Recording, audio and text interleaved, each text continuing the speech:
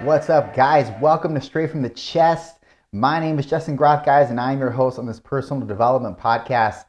Guys, I thank you for giving me your time, giving me your listening ear. I just have to say that right out the gate. That means a lot to me. Again, if you're new, welcome. But if you've been listening for a length of time, I really, really do appreciate you.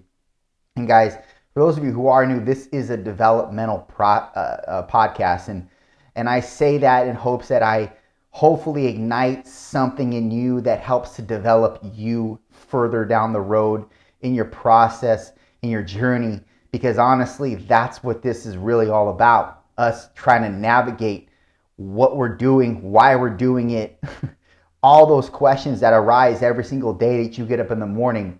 Those are valid questions that you have. And first, I want to, if you are asking yourself those questions, I want to just first applaud you, because some people aren't even asking those questions. They're just getting up and they're on autopilot, and they're just producing, kind of autonomously throughout the day, and there's really no ignited purpose to their existence. It's just kind of a doing. And then there's some that they get up and they know what they're doing. They know that it's not the final say, or that's not the final end game, and they know something else is coming, but or like a shift or a pivot of some sort, and they know they have to do this in order to get to this. And that's kind of, I hope that's where you're at, because that's, even though you're blind to what the future holds, it's not like you're apathetic or you're nihilistic and you've lost any sense of meaning or purpose in your life. And that's something that we have to be considerate of when we get older, because obviously the developmental process happens organically when you're younger. You obviously grow up, your bones grow larger, you grow larger, you get more inclined in terms of your speech, etc. But when you become an adult, it's kind of up to you to adopt something of further magnitude. It's really up to you whether or not you want to actually develop into a higher position. And when I say position, I mean that could be anything. But generally speaking, I reference it to what you're called to do. Something that ignites you in every aspect every single day. And if you're not in a direct search for that every single day, then I think that there's something that you're missing out on in life. Because this life is all about constant questioning and suffering. I mean, if you look around what's going on in the world, you can't understand it, and you can rack your brain trying to figure it out. And you can think it's a conspiracy theory, you can think it's, or you can understand that it's real, or whatever your viewpoint on it, it doesn't matter. That's not what I'm here to debate. But what I am here to say is that if you don't pick up what you feel inordinately compelled with, that you're going to miss out on a lot of life's developmental aspects in terms of you and how you're supposed to be positioned in this life and on this earth. You're going to miss out. And so we should be in constant search and constant pursuit, even if it's something that scares us, even if it's something that brings fear our direction. Like for one, you don't even know where that fear is coming from. That fear could be coming from something that you developed you were a part of something, or an old memory or something that was inculcated at an early age, like of 3 or 4, and you don't even understand why you have a fear of that. You just do but it's something that you experienced when you were 3, but you're not giving that any kind of a merit when you're older, because you're past that, right? I mean, we're getting too far into the weeds here, but I need you to understand that if you're not in a constant search and an understanding that you're going to suck at 99% of the things you do, even if it is something that you feel called to do, knowing that you're in a search and you're becoming refined, that is the process, and that's where you should stay. Because there's something that's magnificent and actually so attractive to us when we actually get aligned with what we do effortlessly well. And most people miss the mark on that. And they miss the mark because of a lot of things, but predominantly because they have a fear conceptualized around something that, I know it sounds crazy, but something that they know that they can do well.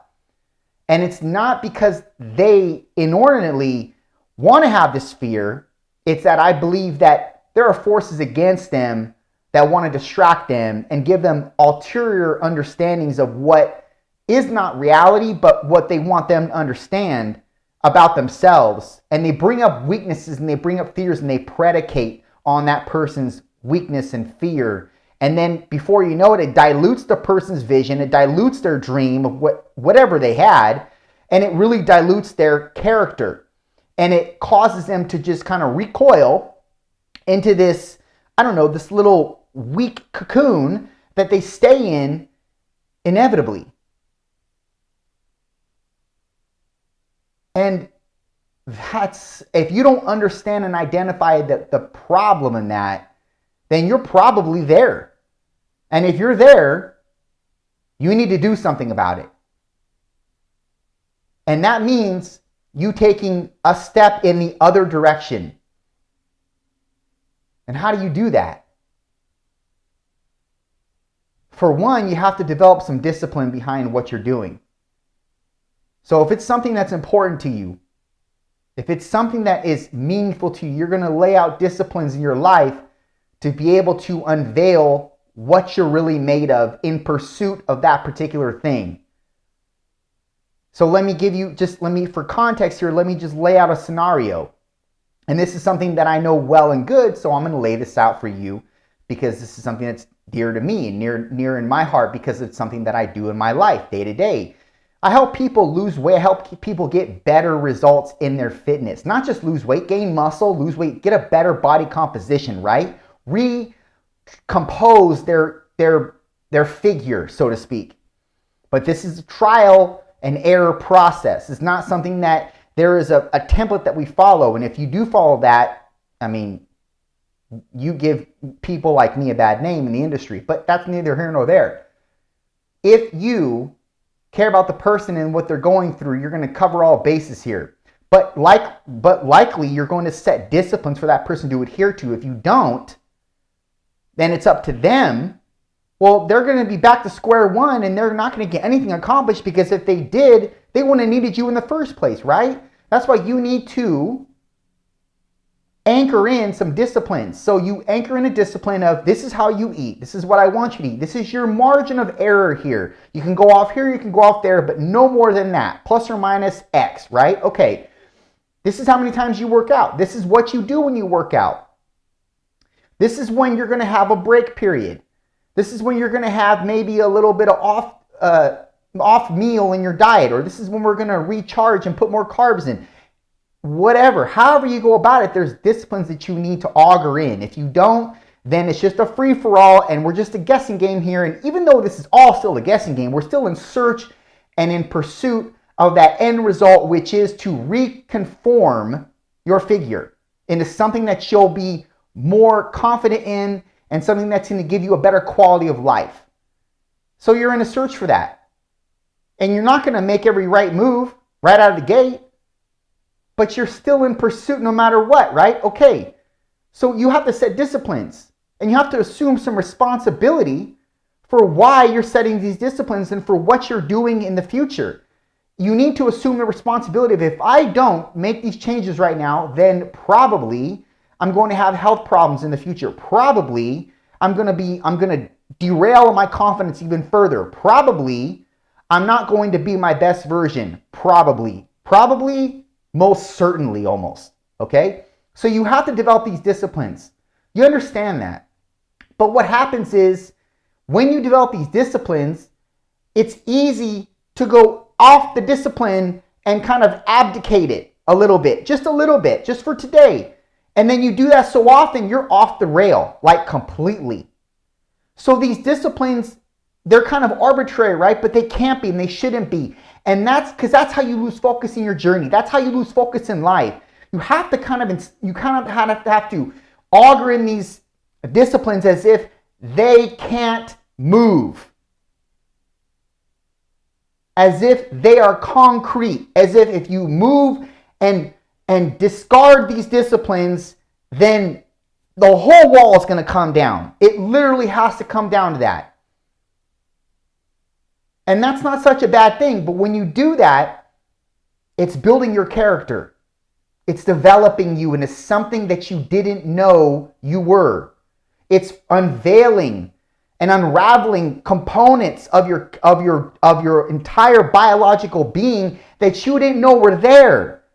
That's a win. That's how you get to know yourself better and what you're made of and what you can handle, what you can endure. So you develop these disciplines to enable yourself to understand what you can endure, right? Okay, you keep going like that. That trajectory in your life, the trajectory in your life shifts. And it starts to attract other elements that are associated to that trajectory. And then other opportunities lay themselves out. And that's kind of how your direction will shift and change. And it all comes down to you setting disciplines and begetting responsibility. That's huge and major. You know, I have this talk with one of my buddies, and you know, he asked me what my favorite bodybuilder was, and I don't really pick bodybuilders on their shape or size. I pick bodybuilders on their discipline.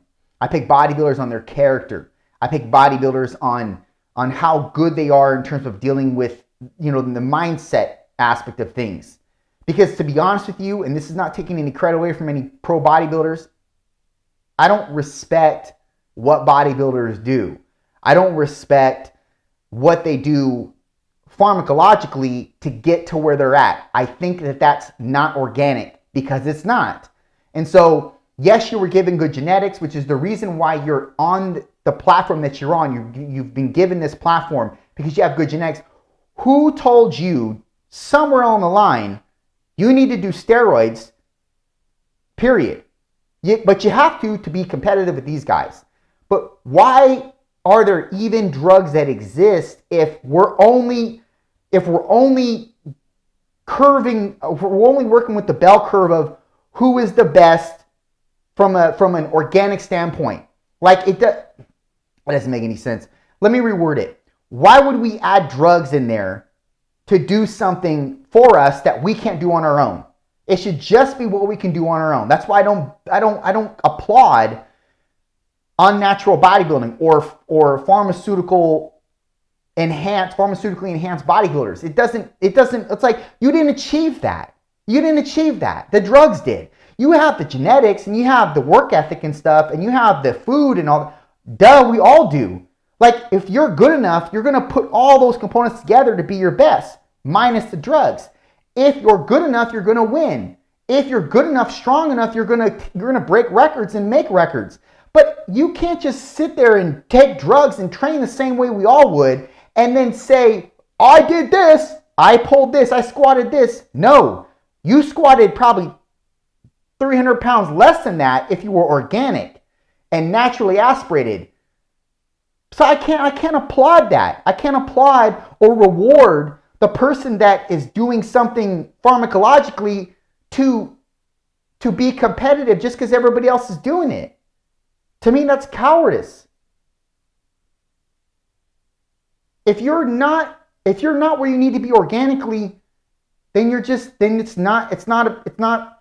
probably not in the cards for you, right? But you should constantly be in search to develop your best self. And whatever that is. But I'm just saying, man, anyways, the bodybuilding thing like that, we don't have to talk about that. It's just one of those things where I just feel strongly on, like, I don't understand. I'm not about artificial. If you're artificial, why would I reward that? The only reason why we look at you is because you're a freak show. That's it, dude. It's not because we think that you're doing something better that we can't do. The only reason why you're there is because of the genetics and the drugs. But anyways, I'm not trying to take away anything from them, but at the same time, I don't understand why we look up to them. So what I'm saying is this,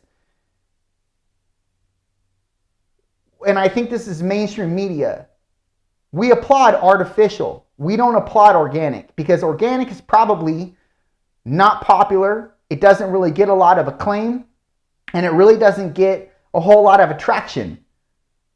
But what you can do and how you are organically and how you move towards that particular trajectory is the most rewarding to your entire intrinsic being. And that's going to have a direct positive feedback on how you act in life and who you attract and what opportunities lay themselves out for you.